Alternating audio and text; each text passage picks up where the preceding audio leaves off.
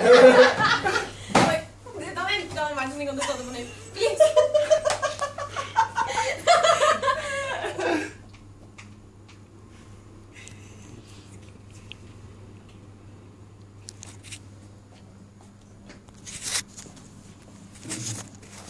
Alright, my name is Danny Hestvold. This is our second speech with Columbia College Online. It's our informative speech. I'll be talking today about Survivor, how to play the ultimate game of Survivor, the game show when they go on the island. Alright, start. The last man standing, the sole survivor, the one who outwitted, outplayed, and outlasted everyone. That could be you. Since the year 2000, Survivor has given us 29 seasons of lots of fun, good competitiveness, relationships have formed. It's also given us a lot of backstabbing, lying, and cheating. It's given us 29 seasons of winners, and, according to CBS, 29 seasons of 413 losers. Over the years of watching Survivor, over the years of watching a bit too much of Survivor, and over-analyzing Survivor, I've come up with a formula of how to play the perfect game of Survivor. And with the right mental, physical, and emotional preparation, Survivor could be an easy million for you. The slogan of the game is to outwit, to outplay, and to outlast your opponents. And that all really boils down to mental preparation. I'll explain why. And in your first stage of preparing mentally for Survivor, you're just going to have to be okay with the fact that it's okay to lie. In real life, we're not supposed to lie, we're told to be truthful. However, on Survivor, it's a game based on deception. It's only going to be a game, it's nothing but a game, so it's gonna be okay to lie.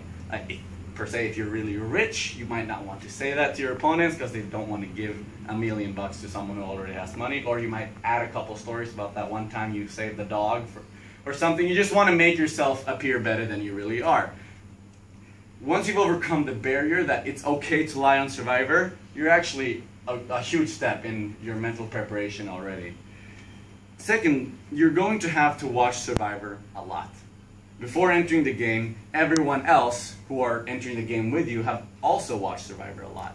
In other words, you've established a Survivor culture before even entering the game. You know the no-nos, you know the what to say, you know that you're supposed to collect firewood, and you know what you're not supposed to say around the campfire. So you're going to have Survivor a lot, only because everyone else is watching Survivor a lot before they enter the game as well.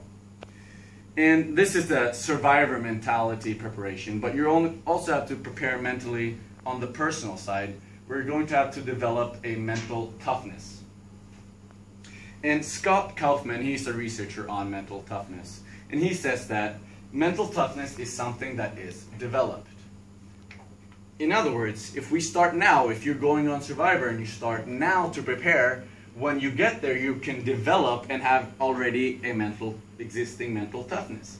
And a highlight from his work is that a mentally tough person needs to have the ability to overcome performance setbacks due to a determination to succeed. In other words, if we start with that determination to succeed on the island now, when you're there, when you have performance setbacks, whether it's social setbacks or like game challenge setbacks, you won't let that affect your gameplay because you're so determined to succeed. You'll find ways around it.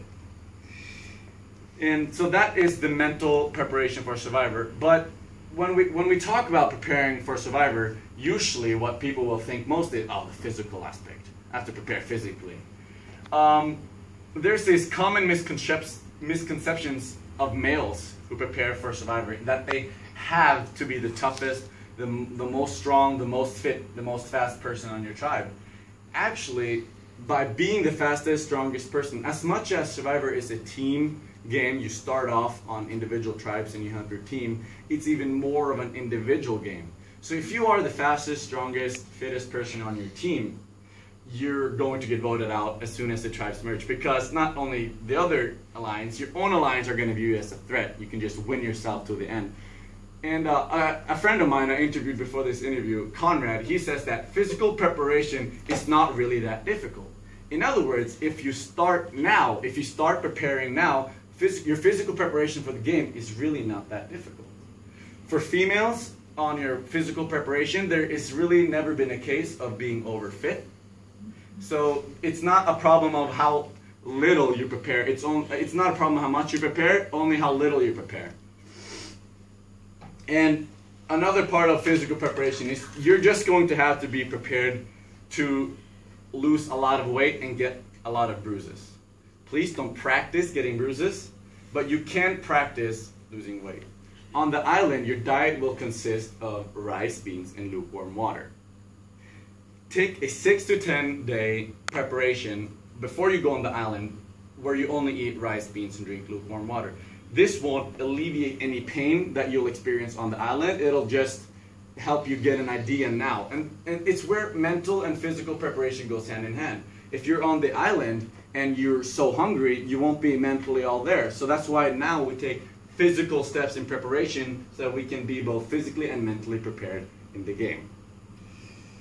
Also, what you're going to have to do is you're going to have to know how to start a fire and sleep outside on bamboo. I'm bamboozled by the fact that people don't do this before they go on the island. I'm not going to get more into it. You're just going to have to start a fire with a flint and a Mercedes, and you're going to have to know how to sleep outside. And your last stage in your preparation for Survivor is to be emotionally prepared.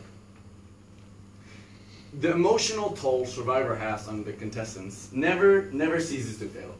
There are always people who are extremely sad or extremely happy, but most of the time, emotion-wise, people are affected by it because they're sad. Paul Hudson is a researcher on emotions. He's also on people skills, and he says that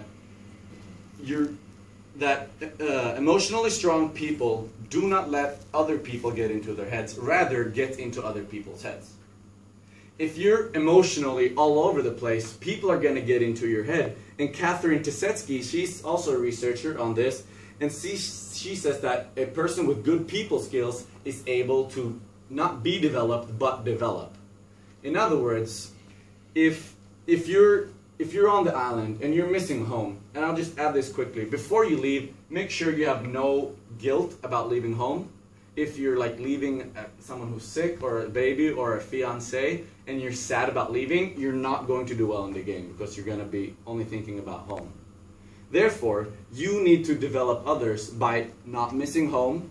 And the two things home represents is trustworthiness and honesty. So when you're on the island, by starting now, by practicing trustworthiness and honesty, you're going to remind people of their home, and as a result, they're going to affiliate you with home and trust you more. And then later you can go ahead and backstab them and vote them out of the game because they trust you. And this is all the game of Survivor. It sounds horrible, but that's how, and you're just going to have to prepare mentally, physically, and emotionally for that now. Survivor will push you out of your comfort zone. It'll do things that you're not comfortable with. However, keep in mind that Survivor is a game and nothing but a game, and will only be a game. And with this, right, if you follow this mental, physical, and emotional preparation, Survivor really will be an easy million for you. Thank you for listening.